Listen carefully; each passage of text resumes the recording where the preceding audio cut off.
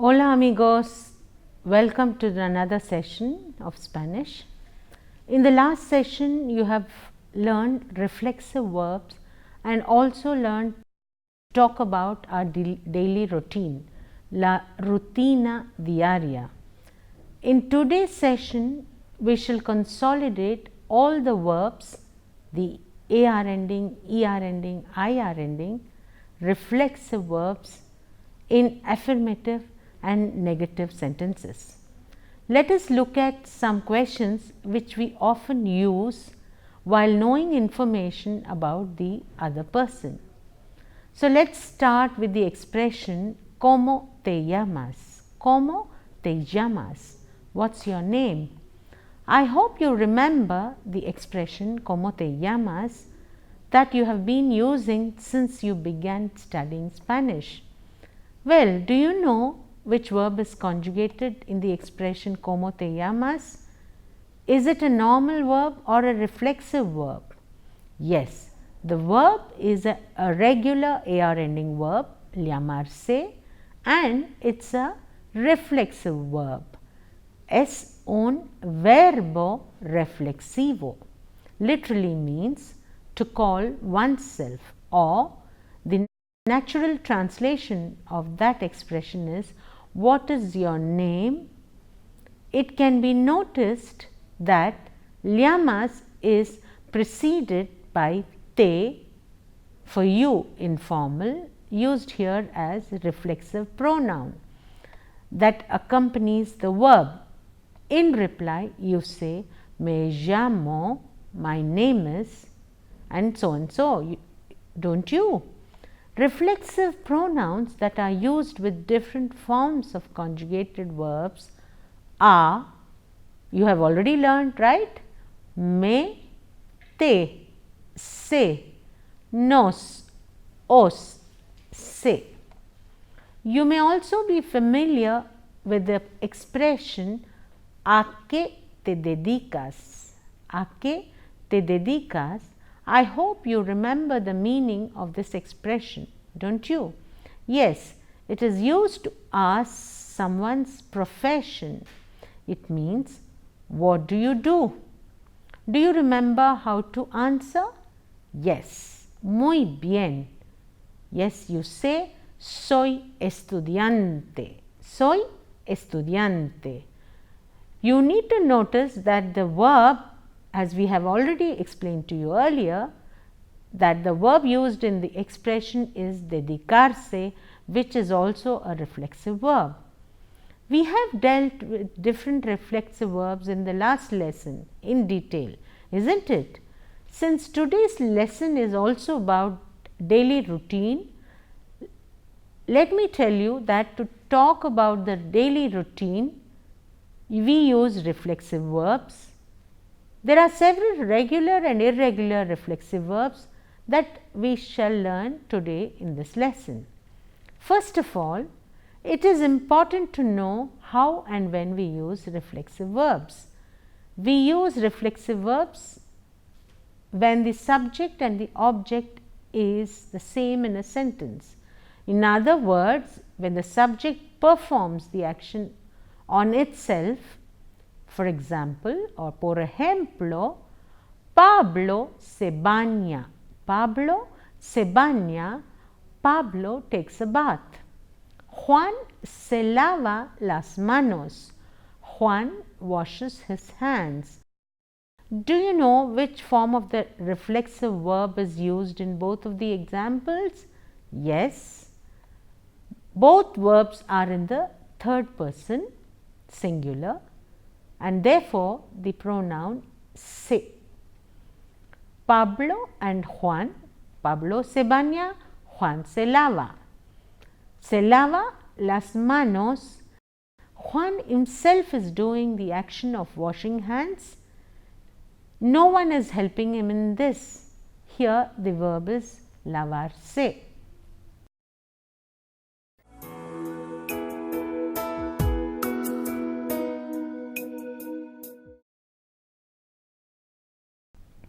We can identify a reflexive verb from the other verbs by its ending of infinitive with se.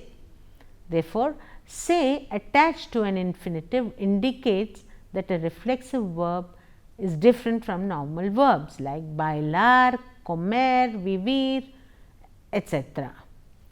Por ejemplo, lavarse, acostarse, levantarse, cepillarse, afeitarse, etc. We have seen several reflexive verbs used in different situations. In the last lesson, we have done several conversations. It is important to note that reflexive verbs without reflexive pronouns se convey different meanings. Por ejemplo, levantar and bañar is different from levantarse and bañarse. You may also ask this, here levantar is not a reflexive verb, whereas levantarse is reflexive. Levantar is to wake up someone. To wake someone up means the action is done by the subject upon an object and not on the same subject. La mamá levanta al bebé. La mamá, the mother, levanta, wakes up al bebé, the baby. ¿Entiendes lo que significa esta frase? The mother wakes the child. The child doesn't get up on his own or on her own. Let's take another example. Tú bañas al perro los domingos. Tú bañas al perro los domingos. Here you are doing the action of bathing the dog.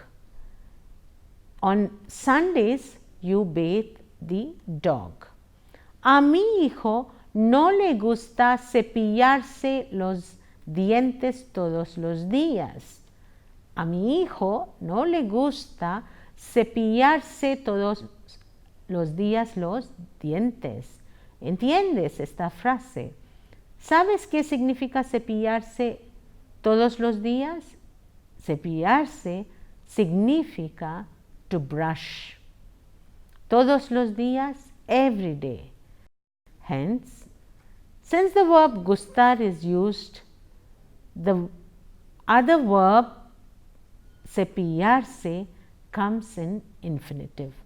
A mi hijo no le gusta cepillarse todos los días. No le gusta cepillarse. You should always remember that after gustar, poder, querer comes always in infinitive. No puedo cepillarme bien porque me duelen las muelas. No puedo cepillarme bien porque me duelen las muelas. I cannot brush my teeth well because my teeth are aching.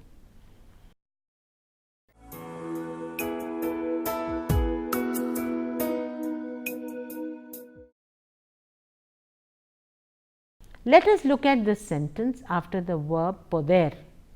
Any verb that comes immediately is always in infinitive. Puedo or no puedo plus verb in infinitive. Puedo levantarme temprano, no tengo ningún problema, pero mi esposo no puede levantarse temprano porque se acuesta muy tarde. I can get up early, I have no problem, but my husband cannot get up early because he goes to sleep late. Puedo levantarme, no puede levantarse. Me, because we are talking about the first person, and in the first sentence and later we are talking about mi esposo, third person, él. So, levantarse. You know very well that por qué, if written as two sentences with an accent on a, is the interrogative why. and if written as one word, it means because. Let us look at these sentences. ¿Por qué estudias español? ¿Por qué estudias español? Why are you studying Spanish? Or why do you want to study Spanish? In reply, one can say, estudio español porque me gusta. Estudio español porque me gusta. Estudio español porque mi novio es mexicano. Estudio español porque mi novio es mexicano. Estudio español porque quiero leer los poemas de Pablo Neruda.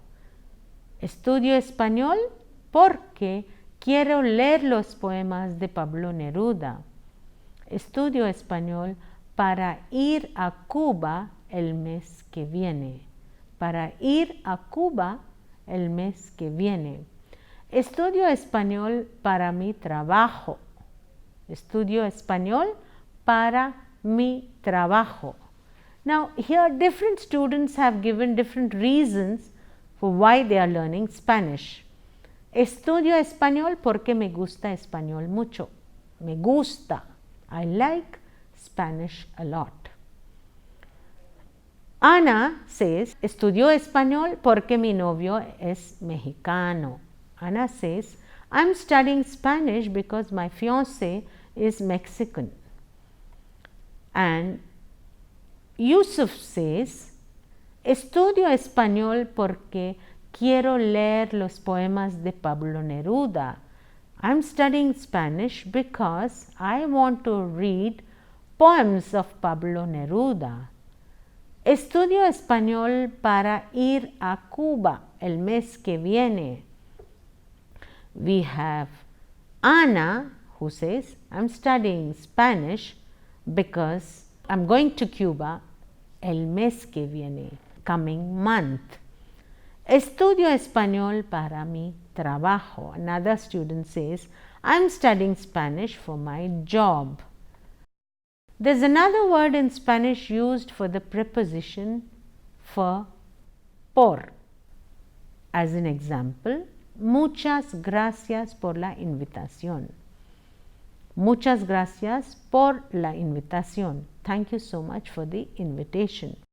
So, you have seen that in Spanish, for the preposition for, you have por and para. Trabajo por 8 horas cada día. Trabajo por 8 horas cada día.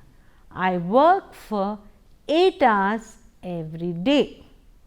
Trabajo por 8 horas. The difference between por and para could be a bit confusing for you as a learner, like the confusion with verbs ser and estar. We have seen the specific context wherein we use these verbs. Similarly, we shall look at the differences between por and para too. Para means for, and let's look at these sentences. La nueva camisa es para mi novio. The new shirt, la nueva camisa, is para mi novio, is for my fiancé. Para mí, un refresco, por favor. You are with your friends in a bar and you just say, para mí, un refresco. For me, a cold drink, please.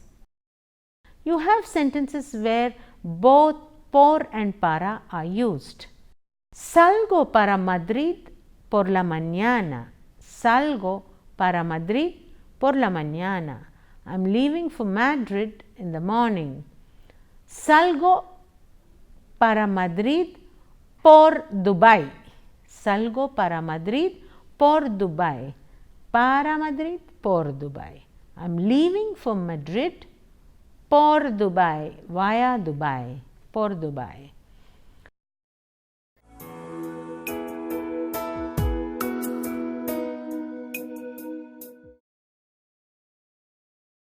We can say por is used when we talk of destination, the purpose, or as in the example with the verb gustar, which means in order to. Por, on the other hand, is used for expressing gratitude, like gracias por tu ayuda. Gracias por tu ayuda. Gracias por tu invitación, for your invitation. Gracias por tu ayuda, thanks for your help. You have also seen that it is used to denote which part of the day, as in por la mañana, por la tarde, por la noche. Por la mañana, in the morning. Por la tarde, in the evening. Por la noche, at night. You will get over the confusion by practicing some exercises that are given after the lesson. Now, if I ask you, ¿a qué hora te levantas por la mañana? What time do you get up in the morning? How would you reply? Suppose you get up at 6. In reply, you say, me levanto a las 6 de la mañana. I get up at 6 in the morning. Now, there is also another preposition, and if you want to generally talk about the parts of the day, like in the morning, in the evening, in the afternoon, at night, you just say por la mañana, por la tarde, por la noche. But if you are specifying it with time, then you use the preposition de, la mañana. 6 de la mañana, 6 de la tarde, 8 de la tarde, etc. I hope you remember the meaning of a qué hora. It means at what time. We use a qué hora to ask time of a particular event or a program. Por ejemplo, if you are asked, ¿a qué hora empieza la clase de español? What time does your Spanish class start? La clase de español empieza a las 10 de la mañana. But don't get confused with ¿qué hora es? Do you know when to use ¿qué hora es? And when ¿a qué hora? I'm sure. You know it. ¿Estás seguro? Muy bien. In case you don't remember, ¿qué hora es is what time is it? It is used to ask time at that particular moment. Suppose your friend asks you time. Your friend says, ¿qué hora es? Or says, ¿tienes hora? And you reply looking at your watch or your mobile and say, sí, son las 6 de la tarde. But ¿a qué hora empieza la clase? Is to ask the time when your Spanish class starts, not the time at that particular moment. In the same way, when I ask, ¿a qué hora te levantas por la mañana? Now you already know how to respond, don't you? You reply saying, me levanto a las 6 de la mañana. ¿Entiendes? Ojo, careful. When you mention the time with the time expression, por la mañana, por la tarde, you have to say, a las 6 de la mañana. This is very important for you to remember. Now, let's see a conversation about their daily routine of two friends, Ana and Pedro. Ana says, hola, ¿cuál es tu rutina diaria, Pedro? Now, this conversation is going to be in Spanish, and I don't want to give you the equivalents. You know very well now the verbs. So, please try and find out what they mean in this conversation. Ana says, hola, ¿cuál es tu rutina diaria, Pedro? Pedro says, hola, Ana. Bueno, yo me despierto a las 7 de la mañana. Me baño, me cepillo los dientes, me visto y me voy al trabajo. ¿Cuál es tu rutina? Ana says, yo me despierto a las 6:30. Hago los quehaceres y cocino el desayuno. ¿Qué haces tú por la tarde? Y Pedro says, regreso de trabajo a las 5. Veo la tele un rato, leo el periódico y luego ceno con la familia. ¿Qué haces tú por la tarde? Ana says, en la tarde trabajo unas horas, ayudo a los niños con la tarea, en la noche cenamos, vemos tele y por último nos acostamos. So you have seen what Pedro and Ana do por la mañana, por la tarde y por la noche todos los días. In other words, what do Pedro and Ana do in a normal day?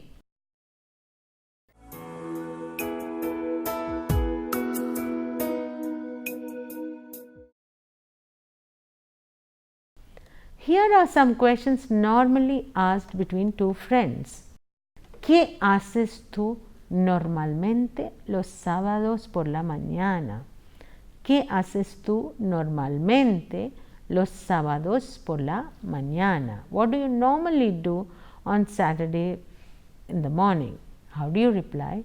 You say, me despierto temprano por la mañana y voy al gimnasio los sábados sin faltar y al volver me baño. Luego yo desayuno y después voy a visitar a mis amigos. I wake up early in the morning and then I go to the gym without fail. And after I return, I take bath. Later, I have breakfast. Afterwards, I go to visit my friends. See? Muy bien. And let's continue with another question. ¿Qué haces los domingos por la tarde? What do you do on Sundays in the evening? Is there anything special you do on Sunday evening? You can say, yo descanso mucho, veo la tele, leo libros y los domingos vamos a visitar a los padres. Vamos a visitar a los padres. I take rest a lot, watch television, read books, and on Sundays we visit our parents. You have several options to talk about the frequency of the events that you do. Like for example, sí, casi todos los días, no, solo 3 veces a la semana. ¿Sabes qué significa casi todos los días? Casi todos los días significa almost every day. ¿Qué haces antes de acostarte? ¿Qué haces antes de acostarte? What do you do before going to bed? Do you remember the structure antes de and después de? Yes, good. In reply you say, me cepillo los dientes antes de acostarme. I brush my teeth before I go to bed. Muy bien. So far the lessons are going fine. Muy bien. You have learned quite a lot in this lesson, right? Very good. Keep it up. More to come, and you will be able to converse very well in Spanish. As far as this lesson goes, you learned how to make or ask different sentences, questions using regular, irregular and reflexive verbs. You have also learned the differences between por and para and have learned to make sentences with porque too. Porque, because. Porque as a question and porque as an answer. We have also seen how to express the frequency of the activities and when to use reflexive pronouns after the verbs in infinitive. For example, we have used reflexive pronouns after después de, antes de, etc. So, practice all of them in the exercises given. That's all for today. With some more new and interesting topics in the next class. Adiós, hasta luego, cuídense. Gracias.